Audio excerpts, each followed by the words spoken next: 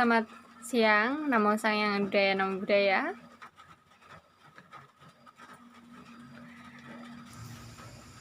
Baik, di sini saya Rini Kastra dan juga rekan saya yang sudah terhubung dengan saya, yaitu saudara Edi Sumarwan. Ya, Rini. Apa kabar Edi Sumarwan? Kabarnya baik-baik saja, yang penting tetap stay di rumah. Iya, Rini? Baik, ya Edi Sumarwan. Di sini kita akan berdiskusi tentang materi yang cukup menarik, yaitu manajemen keuangan pendidikan.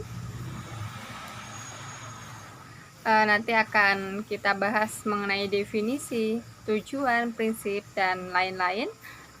Bisa langsung dimulai diskusinya ya, Edi Sumarwan? Mari kita mulai.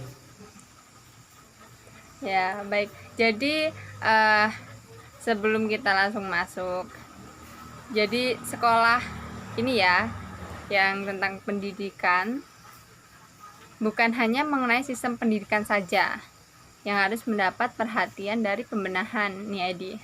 Tapi ada juga sistem lain yang memang berhubungan dan perlu mendapatkan sorotan yang sama. Bukan dari kurikulumnya ataupun sumber daya manusianya, namun dari sisi keuangannya juga. Nah, harus ada pengaturan yang tepat mengenai manajemen keuangan sekolah, karena bila timbul kesalahan, malah akan menimbulkan hal-hal yang sensitif.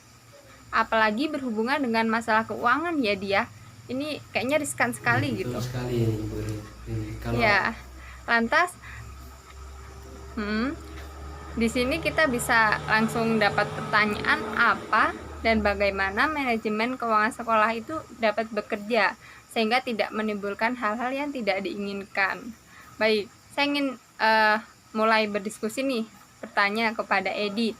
Kira-kira definisi atau pengertian tentang manajemen keuangan itu seperti apa sih, Edi? ya, jadi kalau definisi dari manajemen keuangan di sekolah itu sendiri adalah suatu aktivitas yang dilakukan untuk menentukan berjalannya kegiatan pendidikan di sekolah. Jadi ini salah satu pengertiannya ya, bahwasanya manajemen keuangan ini merupakan aktivitas yang dilakukan agar kegiatan pendidikan di sekolah ini tetap berjalan ya. Terus dari Departemen Pendidikan Nasional sendiri menjelaskan bahwasannya mengenai pengelolaan keuangan ataupun manajemen pendidikan itu merupakan tindakan pengurusan dan ketatausahaan keuangan yang meliputi dari perencanaan, kemudian ada pencatatan, kemudian ada pelaksanaan, dan juga ada pertanggungjawaban serta laporan. Begitu Bu Rini definisinya. Jadi sangat jelas sekali ya Edi ya, dari definisinya itu untuk suatu aktivitas apa saja yang dilakukan yang berkaitan dengan keuangan di sekolah. Iya, guna berjalannya suatu, maksudnya berjalannya suatu pendidikan sendiri di sekolah. Selain dari pendidikannya, itu juga keuangan ini merupakan faktor yang utama. Iya benar Edi, karena kegiatan-kegiatan yang akan dilaksanakan itu kan pasti membutuhkan dana ya. Iya. Iya. Baik, boleh langsung saya tanya lagi ya yang selanjutnya. Oke, silakan. Kita diskusikan. Oke, yang selanjutnya mengenai tujuan nih diadakannya ataupun kenapa keuangan itu perlu di manajemen di sekolah. Kira-kira seperti apa ini? Sangat penting sekali ya manajemen keuangan ini dilakukan, terutama tujuannya secara umum itu agar bisa meningkatkan efektivitas dan efisiensi pemakaian dana sekolah. Contohnya misalnya yang sudah dianggarkan ataupun yang sudah misalnya dianggarkan dari pemerintah, itu dananya bisa bermanfaat, lebih tepat sasaran gitu ya. Terus kemudian meningkatkan akuntabilitas dan juga transparansi yang berhubungan dengan keuangan sekolah. Nah, di sini akuntabilitas yang dimaksud adalah agar dana yang sudah direncanakan dan juga dalam pelaksanaannya itu sesuai gitu, dan dijalankannya itu agar lebih transparan gitu Bu ini dengan manajemen keuangan itu sendiri. Kemudian yang ketiga, meminimalisir adanya penyalahgunaan dana ataupun anggaran. Nah, misalnya kalau apabila keuangan di sekolah ini tidak di manajemen dengan baik, itu bisa menimbulkan penyalahgunaan Bu ini. Apalagi ini kan maksudnya masalah uang ini sangat banyak disoroti oleh berbagai pihak gitu. Iya, Edi, karena kalau dari tujuannya sendiri nih, keuangan tidak bisa dipandang sebelah mata ya, karena ini untuk keperluan orang banyak, apalagi siswa-siswa ataupun guru-guru yang di sekolah itu kan perlu adanya suatu tindakan yang sistematis seperti itu ya. Ya, oke, selanjutnya kita beralih ke fungsi dari manajemen keuangan di sekolah itu seperti apa. Ini juga kan perlu diketahui oleh teman-teman semuanya gitu. Berdasarkan yang sumber yang saya baca, ini ada 6 fungsinya. Salah satunya ini yaitu yang pertama ada perencanaan anggaran tahunan. Nah, jadi dalam manajemen manajemen keuangan pendidikan ini fungsinya yaitu untuk merencanakan anggaran setiap tahunnya. Nah, itu biasanya dilakukan di awal tahun akademik atau tahun ajaran baru. Terus kemudian selain perencanaannya yaitu ada namanya pengadaannya. Jadi selain direncanakan itu juga diadakan, dalam arti biasanya dalam pengadaan ini seperti menyusun laporan, mencari sumber-sumber dana dan sebagainya. Terus kemudian ada yang ketiga fungsinya yaitu pendistribusian ini, yaitu kita dalam pendistribusian ini dimaksudnya adalah penyaluran dananya. Misalnya mendapatkan dana bantuan operasional sekolah di bidang seni, misalnya ya dananya didistribusikan kepada pengurus ataupun pengelola di bidang kesenian. Kemudian yang keempat ada pelaksanaan anggaran. Nah, pelaksanaan anggaran ini yaitu fungsinya yaitu sebagai pelaksananya. Jadi anggarannya apa, yaitu di manajemen keuangan ini ya itu yang dilaksanakan begitu. Terus kemudian yang pokoknya juga dalam manajemen keuangan pendidikan ini ada pembukuan keuangannya. Nah, di dalam fungsi pembukuan keuangan ini untuk mencatat dana yang masuk, kemudian juga dana yang keluar. Nah, yang keenam ada pengawasan dan pertanggungjawaban. Nah, ini fungsi yang keenam dari manajemen keuangan ini adalah pengawasan dan pertanggungjawaban. Selain dana yang sudah dilaksanakan, dianggarkan, direncanakan, itu juga diawasi. Biasanya akhirnya bisa disebut dengan evaluasi. Kemudian ada juga pertanggungjawabannya ini, yaitu mengenai tentang laporannya ini ya. Jadi ada 6 fungsi jadi yang saya sebutkan. Ya, sudah jelas ya Edi ya fungsinya sendiri. Kita langsung saja beralih ke prinsipnya. Prinsip dari manajemen keuangan itu ada berapa, terus bagaimana gitu penerapannya? Oke, kalau prinsip ini ada 4 ya. Yang ini utama, yang sangat berkaitan dengan tanggung jawabnya ya. Maksudnya yaitu yang pertama ada transparansi.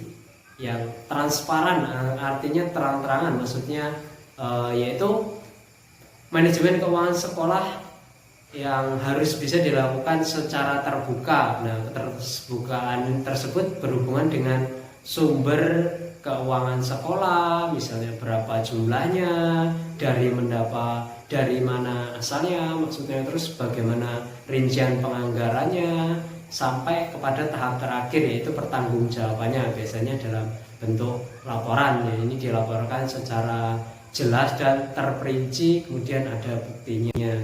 Terus kemudian prinsip yang kedua yaitu tadi sudah disinggung, yaitu mengenai akuntabilitas ya, artinya pemakaian uang sekolah yang sesuai dengan perencanaan. Jadi apa yang sudah direncanakan ya itu yang digunakan gitu. Misalnya sudah dianggarkan untuk beli alat musik, kemudian dalam pelaksanaannya juga beli alat musik. Kemudian ada prinsip yang ketiga yaitu efektivitas ya, artinya dikatakan efektif ini adalah kegiatan yang dilakukan bisa mengatur keuangan untuk pembiayaan aktivitas dalam rangka mencapai tujuan dari lembaga pendidikan yang bersangkutan, serta kualitas daripada outcome-nya atau hasil akhirnya yang sesuai dengan rencana.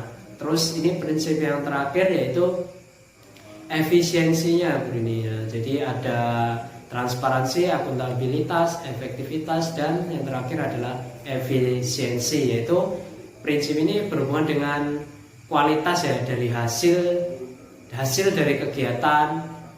Nah, terus sementara dalam manajemen keuangan ini merupakan perbandingan antara input dan output, atau bisa dibilang daya dan hasilnya. Nah, jadi di efisiensi ini apa yang kita keluarkan dan hasilnya itu sesuai begitu. Itu ini. Jadi Edi ya, keempat prinsip ini sangat penting untuk dijalankan karena berkaitan erat dengan kegiatan-kegiatan yang ada di sekolah, seperti itu ya dia. Ya. Jadi dijadikan sebagai pegangan untuk merealisasikan keuangan-keuangan manajemen yang ada di sekolah, seperti itu ya. Iya, betul sekali.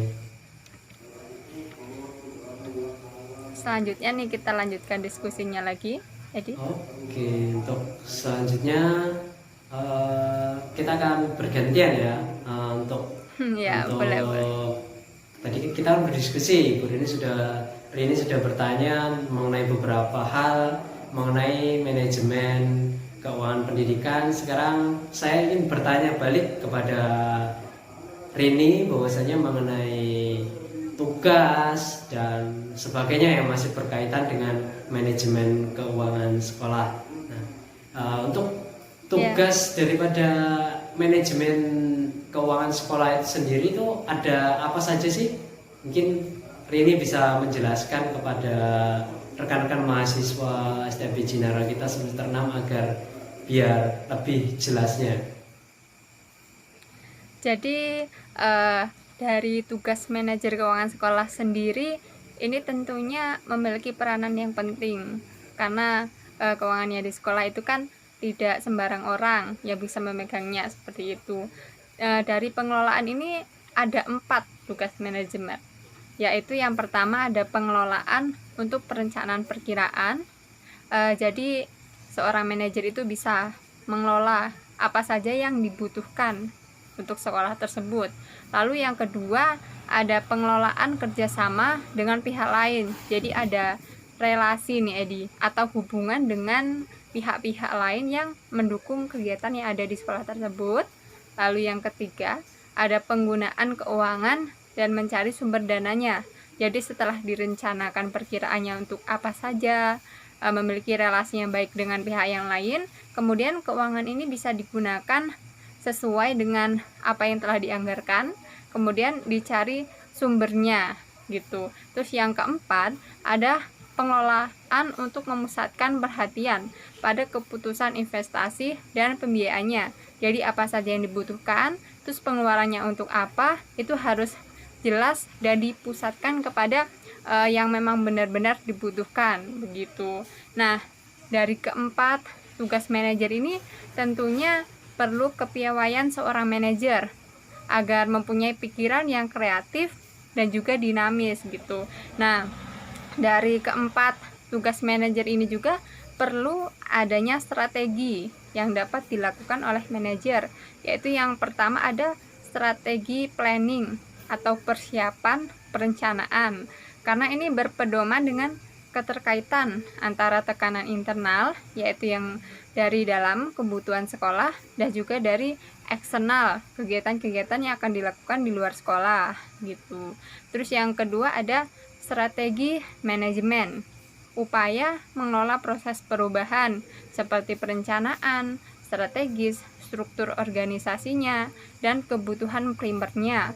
Dan yang ketiga ada strategi thinking sebagai kerangka dasar untuk merumuskan tujuan dan hasil secara berkesinambungan.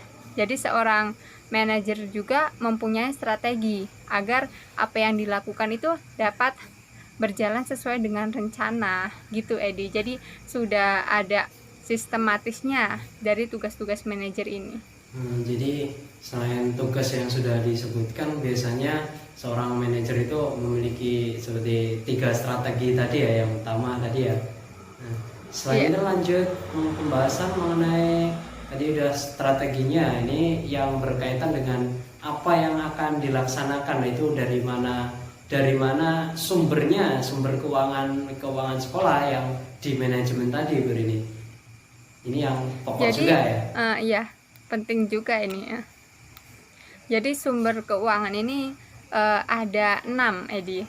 Jadi dari pemerintah, lalu orang tua siswa, ada dana dari masyarakat juga, dari para alumni, dari peserta kegiatan, misalkan sekolah mengadakan kegiatan, dan juga kegiatan wirausaha sekolah. Yang pertama, dana dari pemerintah itu seperti apa gitu kan. Nah, dana dari pemerintah ini disediakan melalui jalur anggaran rutin. Jadi sudah dianggarkan oleh pemerintah untuk dialokasikan kepada sekolah setiap tahun ajaran, yang biasanya disebut dengan dana rutin seperti itu. Dan juga ada dana BOS, dana bantuan operasional sekolah, yang dicanangkan oleh pemerintah tetapi diberikannya secara berkala, yang digunakan untuk membiayai seluruh kegiatan operasional di sekolah. Jadi berbeda dengan dana yang pertama tadi atau dana rutin. Lalu yang kedua, dana dari orang tua itu dikenal dengan iuran komite. Jadi orang tua memberikan sumbangan dana yang harus dibayar. Dan ada 3, dana tetap bulan, yaitu uang kontribusi yang harus dibayar oleh orang tua setiap bulan selama anaknya menjadi siswa.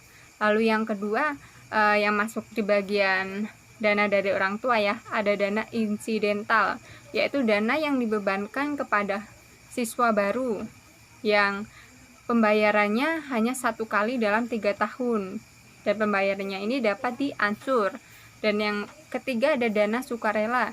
Jadi bagi orang tua yang dermawan, yang memiliki kemauan memberikan sumbangan kepada sekolah, itu juga boleh dilakukan. Dana dari masyarakat itu berupa sumbangan sukarela, ini juga masih bagian dana sumber dana tadi ya, yang tidak mengikat dari anggota-anggota masyarakat sekolah. Misalkan dari suatu yayasan ingin menaruh perhatian terhadap kegiatan sekolah agar kegiatannya ada di sekolah itu bisa lebih maju gitu. Jadi timbul atau wujud dari kepedulian karena merasa ingin membantu sekolah tersebut. Kemudian yang keempat ada dana dari alumni. Jadi ini sedikit berbeda nih Edi. Jadi dana dari alumni ini membantu peningkatan mutu sekolah dengan tidak berupa material atau tidak berupa uang. Jadi bisa dari buku-buku, dari alat pembelajaran dan lain-lain. Kemudian peserta kegiatan berasal dari siswa itu sendiri. Misalnya ada pelayanan kegiatan pendidikan seperti eskul atau ekstrakurikuler, itu bisa seperti pelatihan komputer. Jadi bisa membayar gitu siswa-siswanya, dan itu uangnya digunakan untuk kegiatan selanjutnya yang dilakukan oleh sekolah. Dan yang terakhir yaitu dana dari kegiatan wirausaha sekolah, kumpulan hasil berbagai kegiatan wirausaha seperti ada yang namanya kantin, kejujuran sekolah, bazar, ataupun koperasi. Itu juga bisa menjadi sumber keuangan. Seperti itu, Edi. Jadi banyak sekali ya, banyak juga bahwasanya sumber-sumber keuangan ini, Pak. Terus apabila dengan prinsip-prinsip, kemudian dengan tugas dan strategi itu harus matang ya untuk Iya, supaya betul. dana ini terkelola dengan baik gitu. Nah, Ibu ini Iya. setelah dari sumber keuangannya, sekarang kalau untuk proses pengelolaan keuangan sendiri itu bagaimana gitu dalam manajemen keuangan ini? Kalau proses sendiri ini mungkin sudah sedikit berhubungan dengan Edi, dengan pembahasan Edi tadi yang pertama ya. Ini dari yang pertama yaitu perencanaan anggarannya sendiri, apa saja yang dibutuhkan dari sekolah. Lalu yang kedua ada strategi mencari sumber dana sekolahnya. Yang ketiga penggunaan keuangan sekolahnya. Dan keempat pengawasan dan evaluasi anggaran. Dan yang terakhir yaitu pertanggungjawaban. Jadi hampir mirip ataupun sudah berkaitan dengan yang Edi jelaskan tadi ya, ataupun tugas-tugas manajer juga itu masuk di sini. Jadi ada 5 saling berkaitan, saling berhubungan, dari perencanaannya, strateginya, bahkan yang penting juga penggunaannya itu harus sesuai dengan apa yang telah dianggarkan. Kemudian pengawasannya oleh kepala sekolah, jadi diawasi, evaluasi anggarannya itu sesuai atau tidak dengan apa yang telah dianggarkan. Dan kemudian pertanggungjawabannya ini berupa laporan dari apa saja yang telah digunakan, pengeluarannya itu jadi dipertanggungjawabkan kepada yang memberikan dana kepada sekolah, begitu Edi.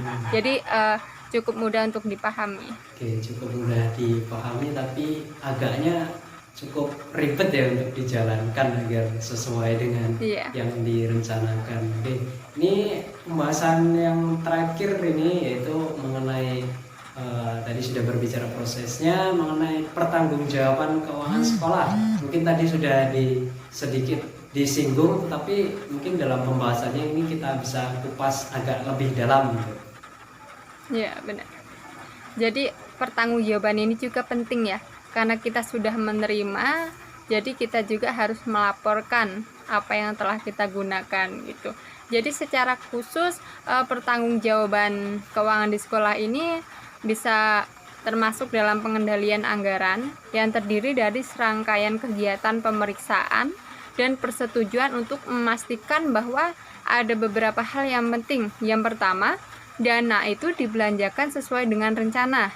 Jadi itu perlu diperiksa, dana itu nanti digunakan ataupun dianggarkan itu emang benar-benar nggak sih gitu kan, digunakan untuk keperluan sekolah tersebut gitu. Lalu yang kedua ada kelonggaran dalam penganggaran untuk pembayaran pajak. Ini juga perlu dilakukan di sekolah tersebut ya untuk pembayaran pajak. Lalu yang ketiga ada pembelanjaan dilakukan dengan memanfaatkan sumber daya yang tersedia. Misalkan kalau di sekolah itu kan ada yang namanya lab komputer ataupun perpustakaan. Nah, itu juga perlu ada pembelanjaan yang memanfaatkan sumber daya yang tersedia. Jadi siswanya yang pergi ke lab komputer ataupun perpustakaan itu kan bisa, kalau di perpus mengupdate buku-buku yang baru, itu juga perlu dimanfaatkan untuk siswanya. Jadi harus sesuai apa yang dibelanjakan dengan kebutuhan siswa. Lalu yang keempat, dana ini tidak dihabiskan untuk kegiatan-kegiatan yang tidak disetujui atau diberikan kepada pihak penerima tanpa persetujuan. Jadi kalau dana ini harus ada persetujuan dari pihak yang memberikan dan pihak yang menerima, Edi. Kalau misalkan tidak sesuai, itu berarti tidak bisa digunakan. Jadi kegiatan-kegiatan yang dilakukan itu harus tertera, sudah jelas untuk maksudnya untuk apa gitu. Jadi antara penerima dan pemberi itu tidak miskomunikasi gitu. Jadi apabila itu sudah disetujui bersama, maka dana itu dapat diberikan dan dipertanggungjawabkan gitu. Jadi dana yang digunakan ini akan dipertanggungjawabkan kepada sumber dana. Jika dana tersebut bersumber dari pemerintah, maka dana tersebut akan dipertanggungjawabkan oleh kepala sekolah kepada pemerintah. Seperti itu contohnya, Edi. Jadi berkaitan dengan masuknya sumber dana ya, misalnya kita dananya dari pemerintah, maksudnya laporan pertanggungjawabannya kepada pemerintah. Dana ini digunakan untuk A, misalnya digunakan untuk B, kemudian dari orang tua siswa misalnya dananya untuk pembangunan, yaitu dilaporkan dengan wujud hasilnya adalah pembangunan yang direncanakan. Jadi itu ya meliputi tadi pembahasan kita mengenai manajemen keuangan. Untuk selanjutnya yang terakhir ini mungkin kesimpulan akan disimpulkan oleh Rini, nanti kita akhiri tutup bersama-sama, mungkin bisa dilanjutkan penutupnya juga oleh Rini. Saya persilakan. Iya, Edi. Jadi dari yang sudah kita bahas, dari definisi manajemen keuangan sekolah sampai yang terakhir pertanggungjawabannya itu bagaimana, semoga itu dapat dipahami dan juga bermanfaat bagi teman-teman dan juga mahasiswa Sekolah Tinggi Ilmu Kebendaharaan Jinara kita. Dan di sini yang terakhir yaitu saya akan menyimpulkan dari hasil diskusi kita yang cukup menarik, yaitu tentang manajemen keuangan pendidikan. Jadi manajemen keuangan ini merupakan salah satu substansi manajemen sekolah yang akan turut menentukan berjalannya kegiatan pendidikan di sekolah. Dan melalui kegiatan manajemen ini, kebutuhan pendanaan kegiatan sekolah dapat direncanakan, diupayakan pengadaannya, dibukukan atau dipertanggungjawabkan secara transparan, dan digunakan untuk membiayai pelaksanaan program sekolah secara efektif dan efisien. Dan perlu diingat juga bahwa diawali dengan perencanaan yang sebaik-baiknya, karena perencanaan akan menjadi peta atau pedoman jalannya pengelolaan administrasi keuangan sekolah.